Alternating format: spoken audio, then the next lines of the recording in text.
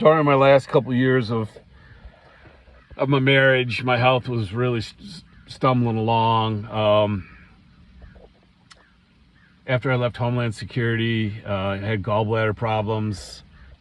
Was stubborn, didn't get it out right away. I got pretty sick. Finally got that removed.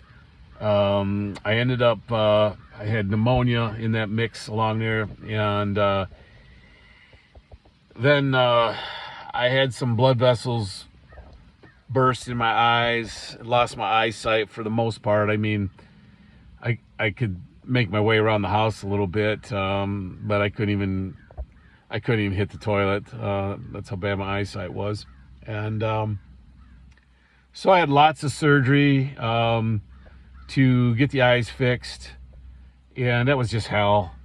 I lost my shit. I mean, just, I had a counselor tell me it was probably PTSD from the loss of my eyes, even though I wasn't totally blind, but I couldn't even drive, so I remember days sitting on the patio just sitting there staring off into no man's land, because not wanting to live, I mean, but I had two young kids, and I hoped in all my heart that I might be somebody someday that they would be proud to call their dad. And I mean, so I've been through a lot, and I'm just getting going with this story. But the loss of the eyesight, that kicked my ass hard, mentally, obviously. So started bouncing around them from job to job, just doing piddly stuff, nothing. My health just continued to implode. So got the eyes kind of back to where they were pretty decent. I actually they've never been great since, but my optometrist said for what I've been through with my eyesight, it's pretty amazing I have as good eyes as I do. So that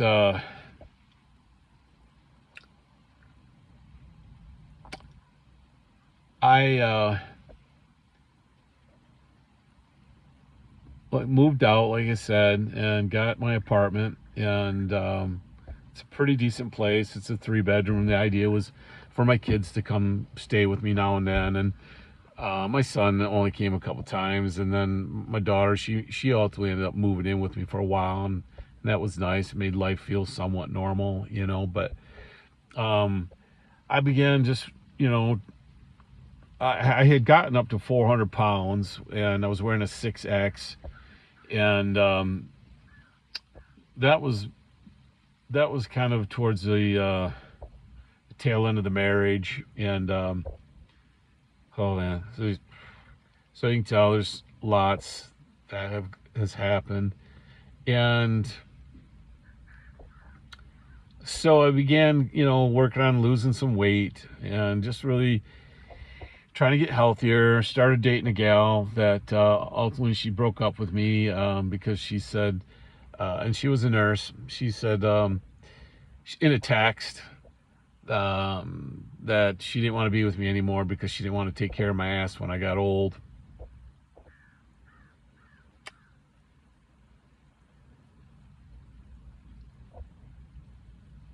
Yeah.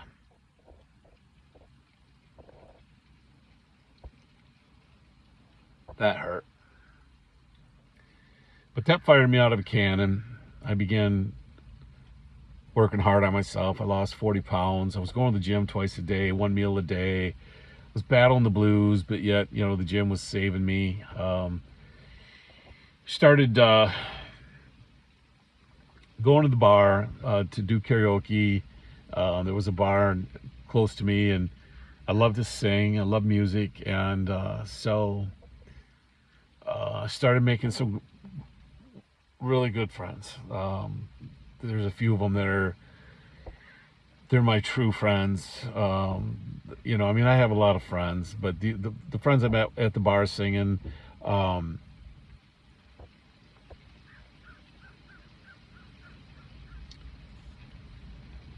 good friends, and again, I have some other really good friends that aren't my bar friends, if you want to call it that, but just kept stumbling, and these friends just kept picking me up, and I made more friends at the bar, and it really became like a Cheers, if you know the show, and where everybody knows your name.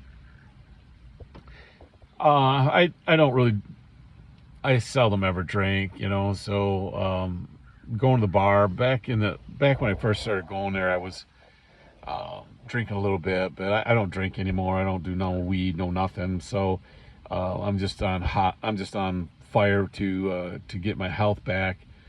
So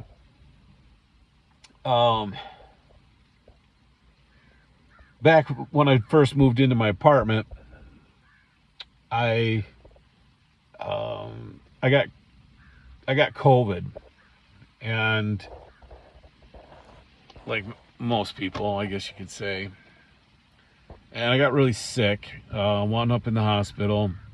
Um, it was terrible. It was right out of the movies. The nurses and doctors would come in, and they had these helmets on, these spacesuit looking things, and it was a freak show. I I don't. It was staggering. It was staggering to the senses, and they were giving me some of the. Well, so I was in there for 8 days, and I wasn't getting any better, and I knew I wasn't getting any better. Um, I was dying, and I don't mean to be dramatic, whatever you want to call it, but I knew I was dying. And after 8 days, I wanted to go home to die at home. I did not. I did not want to die in there. They were starting to have me roll over on my stomach, and I knew what was next, which was going to be a vent. I think it was a ventilator. I think, and there was a lot of people that were not. They weren't making it. And I wanted to go on my terms. So I called my ex-wife. At this point, we were divorced, and we were friends though. And I asked her to come get me, and she said, "Oh, they're letting you go." And I said, "Nope, I'm going home. I'm going home to die." So she came and got me. I'll never forget that day. That was a gorgeous day. But of course, as soon as I left the hospital, I no longer had oxygen. But I did have an oximeter at home that I was able to check my oxygen, and it was horrific. I think I was 52 at the one point, which, you just feel super, super drunk, stoned. You're dying. Now I'm really dying, right? I mean, my oxygen's terrible. And so I just wanted to shower, and I wanted to lay down and let Mother Nature take its course. And I remember just before I got in the shower, I was sitting on the potty toilet, and I had my left hand kind of resting on my upper thigh area near my crotch. And I don't say this to be weird. I say this because it was smoking hot. Didn't matter, right? I took a shower. I don't know how I even did that, and came out of the bathroom and just fell into bed. And my ex-wife was sitting there, and she said, "You'll be dead by morning." And I said, "I know. I came home to die." Well, she called the ambulance a little bit later, and so 6 or 7 hours later, I'm back at the hospital in the ER. And oh yeah, I was dying all right. I had gangrene. I had gangrene in my crotch. It's called Fournier's gangrene. My body had no way to defend itself with the COVID thing, and I don't know. I don't know. I think I got probably infected off the portable toilets, because I couldn't get out of bed and go use a regular bathroom, and so I think something was pinching me there. I mean, I'll never know. But the surgeon came in the room and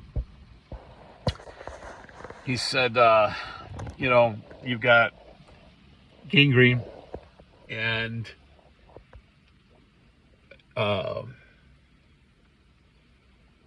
you'll die if I don't operate on you. And I was losing it. Well, mentally, I was just losing it. And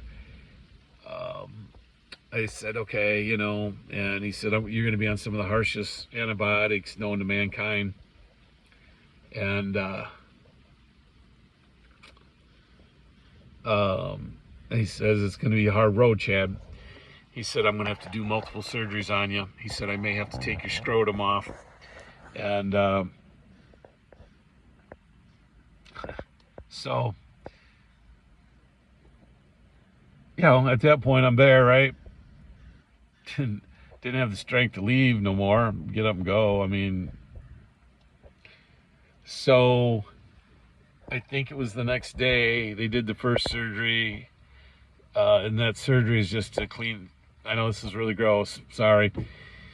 They did the first surgery, and that's to attempt to cut the gangrene out, and they did not have to take my scrotum off that surgery. And then the second surgery was the second day, I think, and again they did not have to take my scrotum off. It got about the size of a softball and as black as the ace of spades for about 3 months. But I just tell you these things because I wear my heart on my sleeve. I know it's a lot of information, but this is just the beginning of my videos and stuff, and I will always try to be just as honest and from the heart as I can be. So they put me on a wound pump, and if you're not familiar with that, it's a pump that they have a special wrap packaging tape stuff that goes over the wound with a tube in it, and it's to pull the fluid through the wound, and that helps promote healing. And then it's such a bad spot, right? And you know, it's obviously it's dark and it's hot there, and they have to do everything they can between the antibiotics, the wound pump. You have to have that changed, the bandage and stuff changed every 2 days. So I ended up being on the wound pump I ended up being in the hospital for 18 days, and went home with the wound pump, oxygen. I had an oxygen machine there at the house. I couldn't get upstairs to my bedroom. I had to sleep in my chair.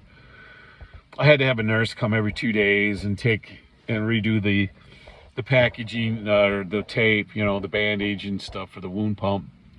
And so you can't sit down on the toilet. You have to hover, because you just would pull all that tape off. You don't wear any clothes, maybe a shirt. You know, there's, with all that stuff down there in your crotch area, it's no use putting anything on. And then with the nurse coming every 2 days, everything's got to be exposed, you know. So I didn't get to shower for 3 months.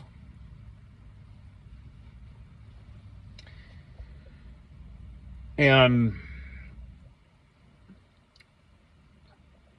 just staggering that I even lived through all that, you know.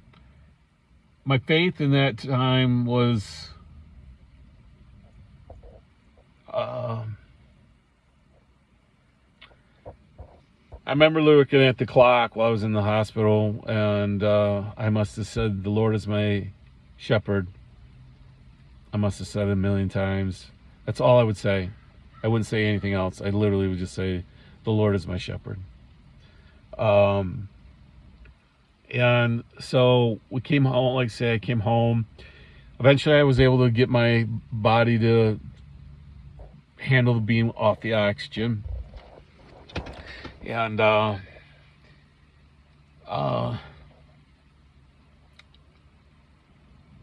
after a few months on the wound pump, I was able to get off the wound pump, but I still had to have the bandage and everything changed every 2 days. I think that was for another 6 weeks. So I still had the same nurse. Whitney was her name, and she was amazing, amazing, amazing. And so she still came every 2 days, most of the time. There could be other nurses once in a while, but to change, they would repack the wound with something and then put bandage over it. So at that point, I'm now getting upstairs to my room to shower. I can sleep in my bed, just before she would come in the morning. I could take all that tape and bandage off, and I could take a shower. So life started to kind of get into a normal mode, and if you want to call it that. And so I got through that. Back before that happened, I was really sick with the gallbladder stuff, and ended up having to have the gallbladder out. So I'm kind of jumping around there, but that was pretty bad. I had gone in one time for an attack. They came and got me by ambulance, took me in. I had 10 days off for hunting season. The surgeon came in and said, I can have this gallbladder out today. And I said, nope, I'm not wasting my 10 days off in the hospital. He said, you'll be back. I said, no, I won't. And I was 2 years later or so. So I came back in again by ambulance, super sick. I was very infected. They tried doing the fancy way of removing the gallbladder, but they had to cut me open because it was just bad. I was turning yellow, and so there was that. And then the COVID, the gangrene, and things kind of got quieted down a little bit. Got a job working with people with disabilities. How ironic is that, right? But it's just kind of in my heart, it wasn't too emotionally bad for me. And that was when the girl that didn't want to take care of my ass when I got old dumped me, and I was getting ready to move in with her. I had my apartment mostly emptied out into a storage unit because I was moving in with her, and then that happened. So I missed that massive, gigantic red flag. Like I had, and it all worked out for the best that time.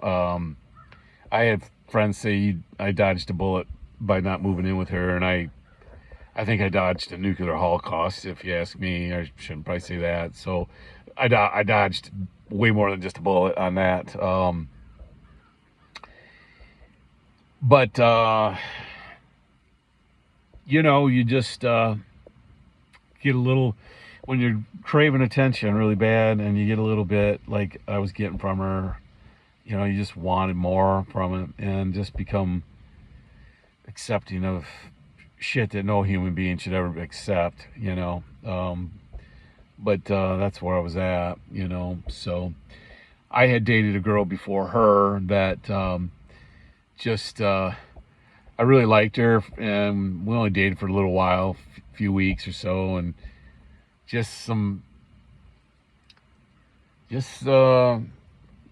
she had a wandering heart. Pretty crazy thing was I was given the heads up on that, and that before, right when I got started going out with her, and it helped me see the light on that deal pretty quick. And so I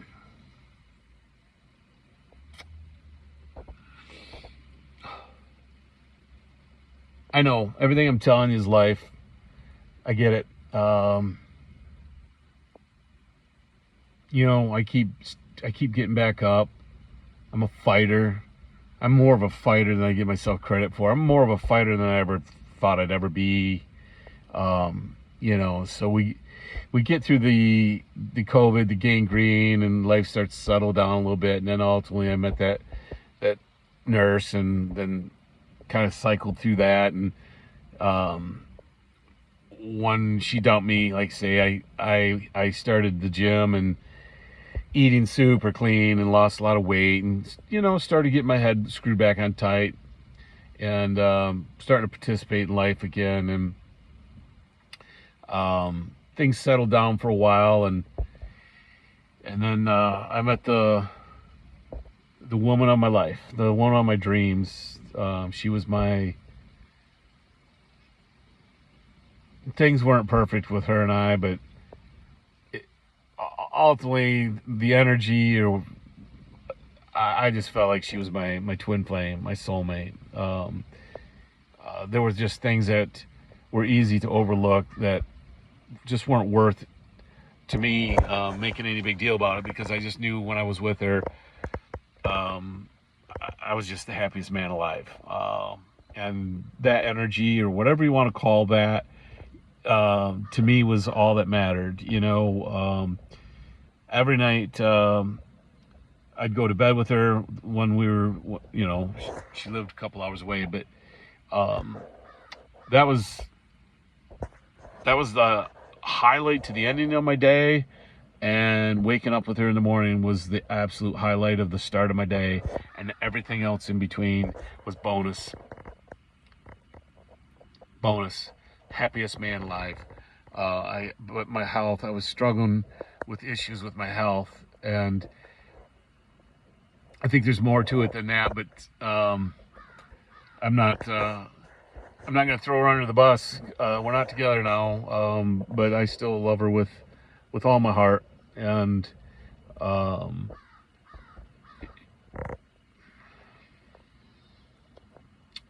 so we were together almost 2 years, and I had been having these, it's called pleural infusion, in my chest cavity, and it's where I build up fluid and put on a lot of weight. My oxygen tanks, it gets hard to breathe. I just had the 5th pleural infusion just a couple weeks ago, and you got to go in. They put a tap in your back, and they drain off. This last one, I had 4 liters of fluid pulled out of me. But in that mix of things, I had, one of the jobs I'd had years ago was, I worked at a lumber yard, and I lifted a lot of shingles, lifting them up off the truck and putting them up on a conveyor, and it destroyed my shoulders. So back about a year into my relationship with my last girlfriend, I got a new shoulder joint put in, and she was just amazing to how she helped me through that whole mess. She went above and beyond to help me, and I thought things were going pretty good. I financially and physically was not up to speed with where somebody's significant other should be. She was really taking, it wasn't easy for her, I know. And I was giving it all I had, though. I mean, she's my witness. I was giving it all I had. I just could not get better on the level of where I needed to be. And so on that journey, it kept me from really getting a job where I could really get some finances in order and stuff. And just because I was struggling so hard to feel better. And so I ultimately, I was at her place, and I had been using the push mower, and she came over and said, take a break. And I went over to my car, and I put my arm up on the roof to stretch it out a little bit. And I heard something. I heard a strange noise in the shoulder, and I felt it instantly because it about dropped to my knees. I had fractured the acromion bone, which is that little bone across the top here. And so I had to go back to wearing the sling that I had been wearing for the shoulder. But within 2 weeks, I lost my hearing in my left ear. Um, she was at my place for the weekend. We woke up on a Monday morning. I was saying goodbye to her and she left, and I knew the ear sounded muffled, and then 2 hours later the hearing was gone. And so that began the next week and a half or two of just ENT and the ER and just trying to figure out what's going on. And I lost my balance when I lost my hearing. Finally, the one ear, nose, and throat doctor I went to said you may never get your hearing back. And I walked out of there and I didn't want to live no more. I was so devastated from trying so hard to get my life together, to be all I could be for my girl and me. And I sent her a text to get on with her life.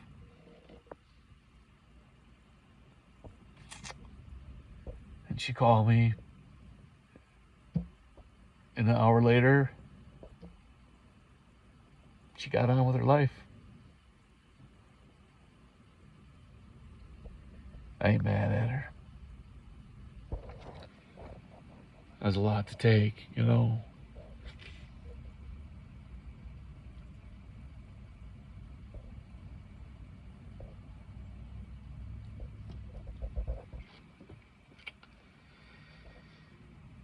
In life,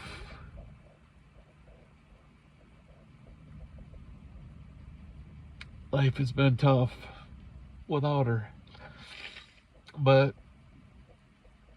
I get up every day and I put my shoes on. And I still eat like a machine. You know, I try to eat super clean. And I go to the gym every day. And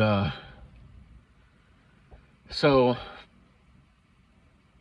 couple weeks ago, not my big toe, but the one next to it on my left foot, the knuckle got, the skin kind of got cracked open from likely what I was doing at the gym on the elliptical.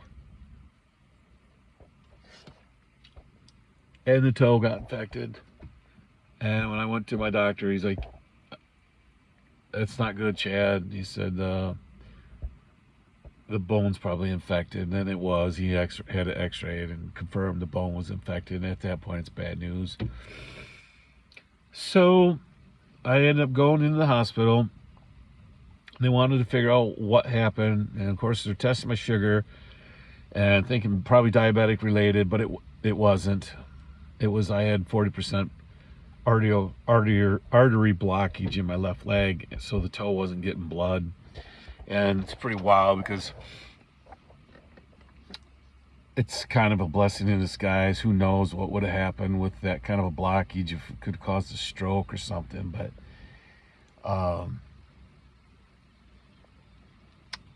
so they fixed the blockage and they took the toe off. And a couple days later, I get to go home.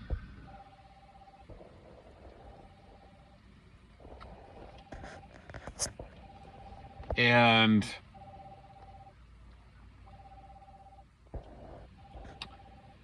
I'm back 2 days later with pleural infusion in my right chest cavity again. They took 4 liters off me.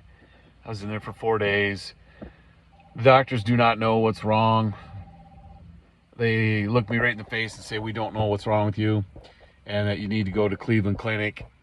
Well, I didn't have the money. I had posted a thing on GoFundMe to try to drum up some money to go to Cleveland Clinic, but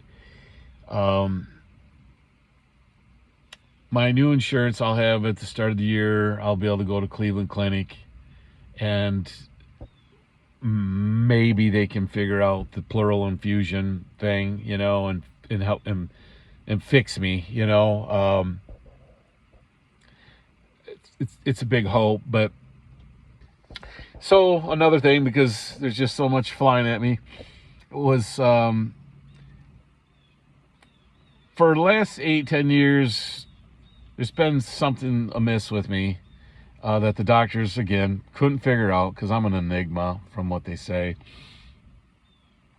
Well, I finally got to go to a neurologist within the last 6 months, and he concluded I have CMT. That's Charcot-Marie-Tooth disease. It's nothing to do with the teeth. Those three names are the last names of doctors. It's a hereditary degenerative nerve issue. There's 14 variants of it. Everybody's different with how it impacts them. When I just went and had an EMG done the other day, and it was to try to kind of confirm what maybe variant I had. He said I had some incredibly unique symptoms, which he's like, I don't think you'll ever wind up in a wheelchair. He said, you'll have a normal life. He said, you might have some struggles with walking. Well, I've had struggles with walking for the last, 6-8 years, whatever, so they have some devices that I can put in my shoe, and it'll help me, help my energy level in my legs and stuff. So it's okay, whatever. I mean,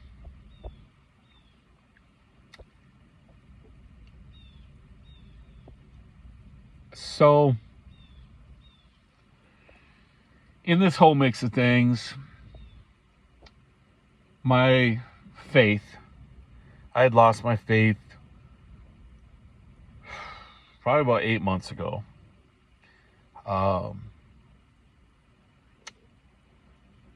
Just lost it. And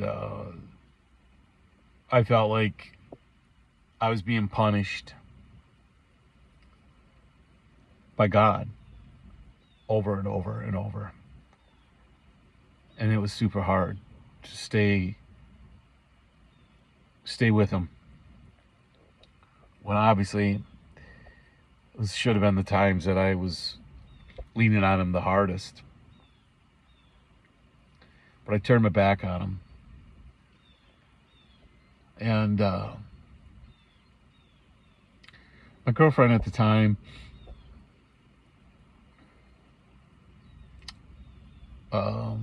we never really talked a whole lot about God. I believe she was raised Methodist as well.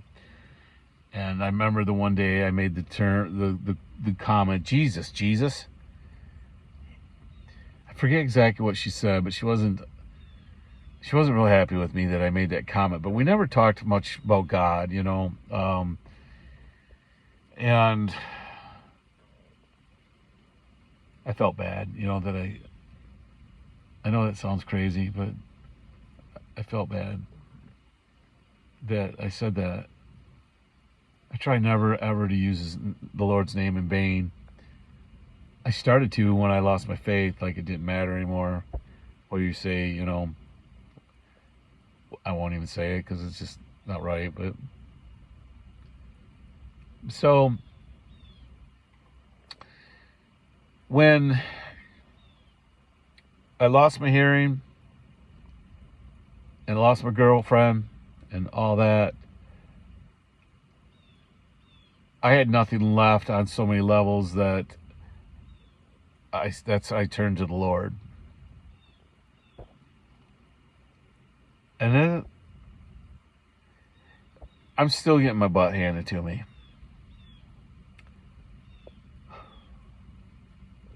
And yeah, I'll have fleeting moments of, why do I continue to pray and thank the Lord when my butt is so tired? He knows where I'm at. He knows how I feel. I'm starting to get some wins, if you want to call it that. Some prayers answered. They're small, some are big. The being able to go to Cleveland Clinic is a big one. I'm trying to get back to work. That hasn't happened yet. I'm trying to trust him that has, for a reason. I'm trying to trust him that just maybe my girl and I were separated because he needed to work on us both. And maybe that was the best way for each of us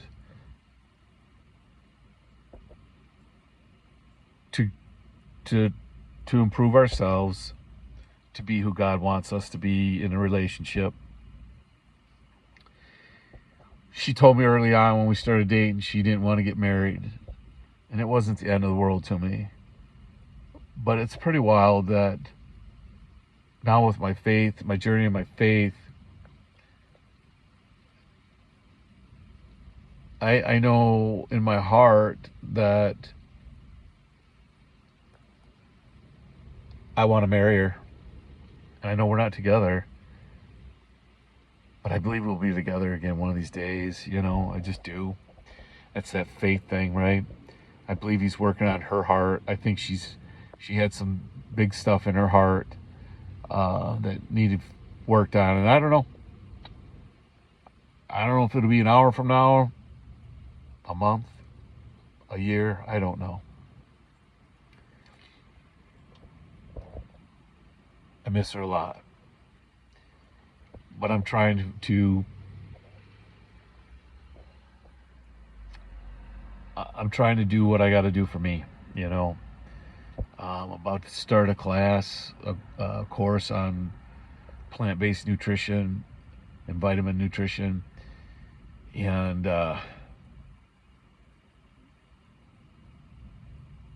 still eating super healthy, and still go to the gym every day, pray, and you know,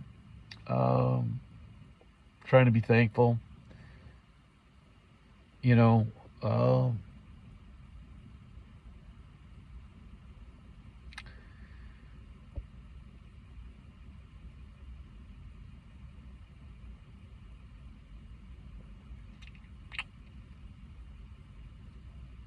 I don't know.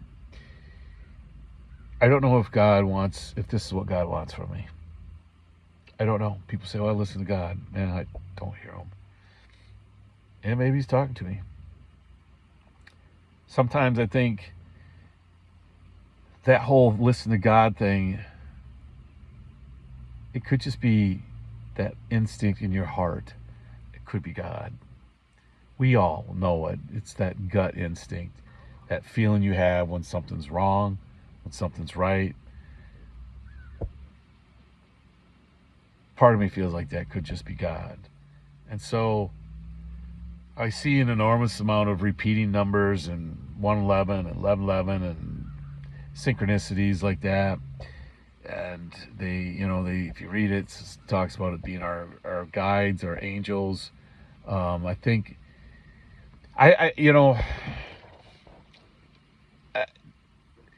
everybody's view of God and religion, there's so many variants to it, right? I don't think anybody has the right to say that their way is the only way, and they got the right way, and everybody else's way is wrong. Excuse me. Because that's some pretty close-minded shit if you think that way. I think ultimately across the board, we all know there's a higher being. There's no way we just got here from a couple particles of dust colliding out in space, and billions of years later, here I am sitting in this car with this phone in my hand, creating a video. Whatever your belief is, that's fine. As long as it's not wrong, as long as you're not doing bad things to people, believe what you want to believe. Don't believe in whether you're Methodist, Catholic, whatever. I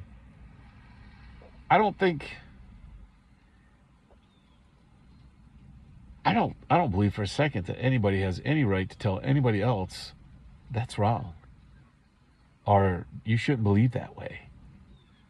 I think it's from your heart, I don't go to church. I have my reasons for not going to church. There are some things about church that I won't even get into because I don't I don't want to upset people. But there are some things I absolutely do not agree with because I have morals. And there are some things tied to certain religions that, as far as I'm concerned, they're horrific morals. And I'll do my best to stop that rant and leave it at that. But whatever that is, whatever you think is right, so be it. In the Bible, it's been cherry picked so many times. People cherry pick things out of it, good and bad. You know, again, that's another story of, you know, your faith is what it is. I believe many people, maybe not all, read the Bible and they read what they want to read. They see what they want to see. And then there's things that they don't see because they don't want to see them. They don't want to hear it. And I've heard those arguments. And again, whatever. Live and let live. But where I'm at, I absolutely believe there's a higher being. That's just my feelings. I believe there is an absolute higher being. I always like to use the example of I was able to, my cousin's my optometrist. And I went with my other cousin one time for us to get our eye exams. And I got to look into my other cousin's eyes through whatever that device is. And I'm going to tell you what, that was the most phenomenal thing I'd ever seen when I was looking into my one cousin's eyes through that scope thing. Look it up. Like, go to YouTube and look up like something that you can see into a human eye. And that's just you think that of all the amazing things that the body is and does and has going on in it, but oh my gosh, look into another human being's eye like that. I don't know how anybody can think there's not a higher power. But I'm going to stop for now. And if you made it this far, I hope you will continue to follow me.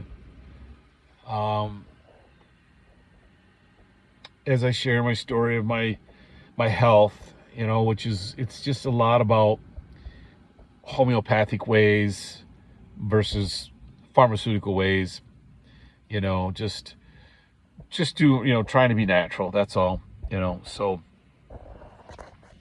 I'll tell you the same thing I tell everybody on my TikTok stuff. I love you all to pieces.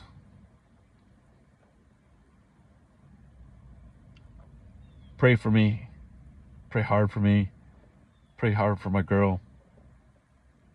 That we both find healing in life.